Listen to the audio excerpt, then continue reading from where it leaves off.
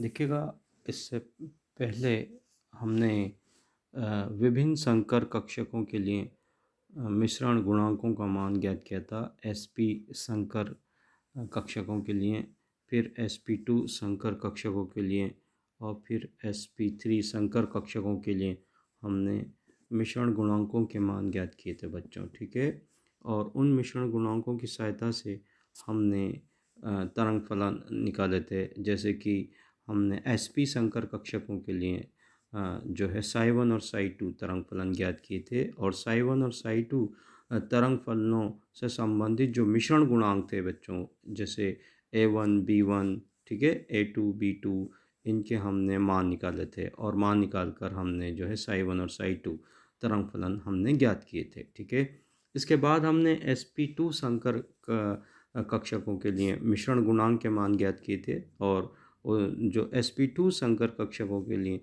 जो है psi1 psi2 psi3 तरंग फलनों के लिए हमने मिश्रण गुणांक है a1 b1 c1 a2 b2 c2 a3 b3 c3 के मिश्रण गुणांक हमने ज्ञात किए थे बच्चों। ठीक है, और उसके बाद हमने sp3 संकर कक्षकों के लिए sp3 संकर कक्षक के लिए हमने मिश्रण गुणांक देखे थे कि sp3 जो संकर कक्षक होते हैं उनके जो तरंग फलन होते हैं बच्चों, वो psi1 psi2 psi3 और psi4 के फॉर्म में होते हैं।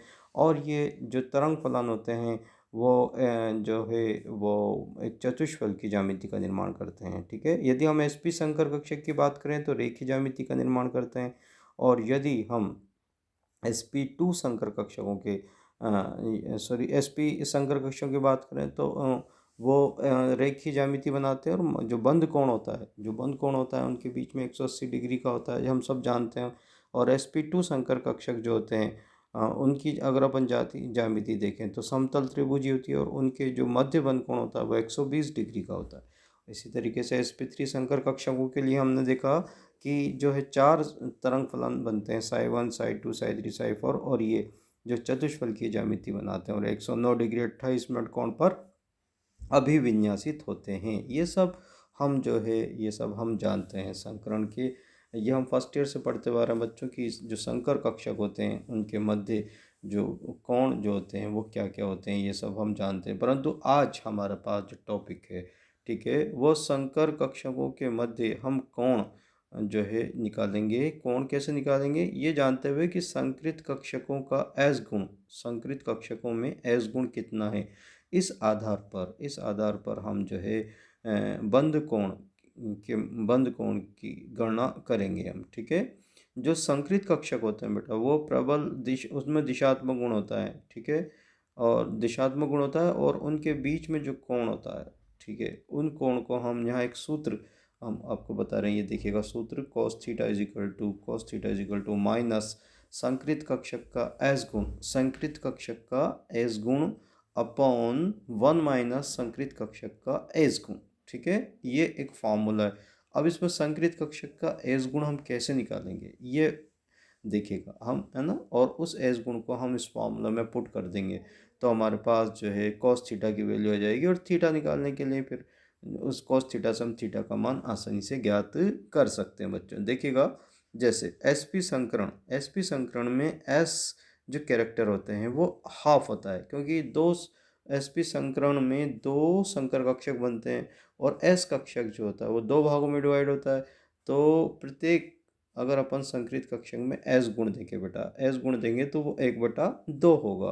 तो हमने यहाँ पर संकृत कक्षक का s गुण रख दिया 1/2, तो cos थीटा की वैल्यू आगे देखिएगा -1/2 1 माइनस 1/2, है ना, -1/2 1 माइनस 1/2, और 1/2 माइनस 1/2 1/2 1 में से 1/2 1 में से 1/2 तो 1/2 बचा, 1/2 1/2 कैंसिल आउट हो गया, तो क्या बचा क्या बचा बेटा -1 बचा, है ना। अब तो देखिएगा cos theta is equal to क्या होता है, cos theta is equal to -1 आ गया यहाँ, तो -1 को हम cos 180 भी लिख सकते हैं, क्योंकि cos 180 जो होता है ना बेटा, cos 180 का मान होता है -1। ठीक है ना, तो हमने लिखा cos theta is equal to cos theta is equal to cos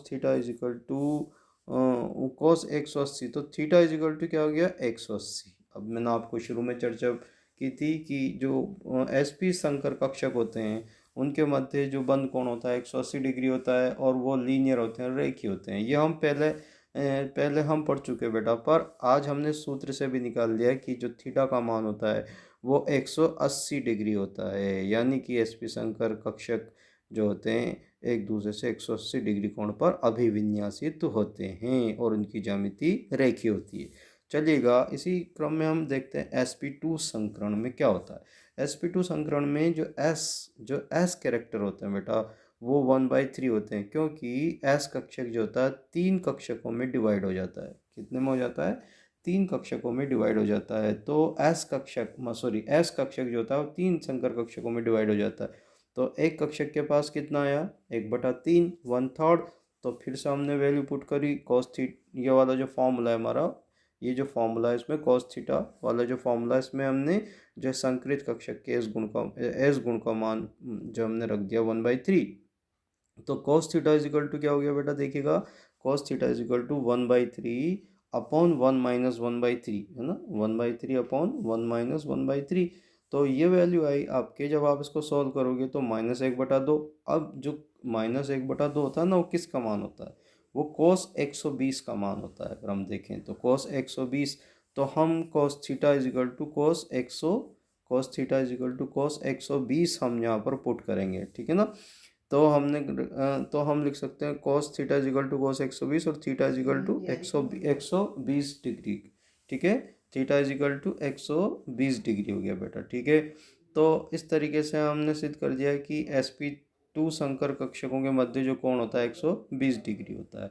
अच्छा, आइएगा अब हम इसी क्रम में आगे चलते हैं, sp3 संकरण के लिए चलते हैं बेटा कि sp3 संकरण में होता क्या है। अब sp3 संकरण में क्या होता है कि जो sp3 संकर कक्षक होते हैं वो 4 होते हैं, और 4 जो होते हैं वो चतुष्फल के, है ना, चतुष्फल की ज्यामिति का निर्माण करते हैं, ये हम सब जानते हुए हैं, ठीक है ना। और बंद कोण जो होता है उनके बीच में 109 डिग्री 28 मिनट का होता है। क्या हम ये चीज़ इस सूत्र से निकाल पाएंगे? तो देखिएगा, यहाँ पर जो है 4 संकर कक्षक बनते हैं, इसलिए एस कक्षक जो होता है वो 4 भागों में विभाजित हो जाता है। तो एक कक्षक में एस गुण कितना आया? एस कक्षक में जो गुण आया वो 1 बटा कितना आया? 1/4 आया। तो हमने यहाँ वैल्यू पुट कर दी बेटा, देखिएगा ध्यान से, यहाँ पर हमने वैल्यू पुट कर दी cos theta is equal to s गुणा 1/4। तो 1-1 1/4 तो 1/4, 1 में से 1/4 गया तो 3/4। अब इसको हल कर दिया अपन ने, हल करने पे क्या हो गया कि ये आ गया -1/3। -1/3 जो होता है वो cos 109 डिग्री 28 मिनट का मान होता है बेटा। कितने का मान होता है? cos 109 डिग्री 28 मिनट का मान होता है, ठीक। तो अब हमने लिखा कि जो cos theta is equal to cos 109 degree 28 minute. तो दोनों तरफ तो थीटा की वैल्यू कितनी होगी? थीटा की वैल्यू होगी बेटा, थीटा की वैल्यू होगी 109 डिग्री 28 मिनट, ठीक है ना। तो इस तरीके से हमने जो है ये सिद्ध कर दिया कि sp3 संकरण में जो बंध कोण होता है वो 109 डिग्री 28 मिनट होता है, यानी कि यहाँ इसकी जो ज्यामिति होती है वो चतुष्फलकीय होती है। तो इस आधार पर देखो कितना महत्वपूर्ण सूत्र जो हमने आज डिस्कस किया है बेटा, जो बंध कोण निकालने का जो सूत्र है ना, वो बहुत इंपॉर्टेंट सूत्र है, जिससे कि हम विभिन्न संकर कक्षक sp2 और sp3 संकर कक्षकों के मध्य बंध कोण को हम आसानी से हम ज्ञात कर सकते हैं। आई होप ये बात आपके समझ में आई होगी। धन्यवाद।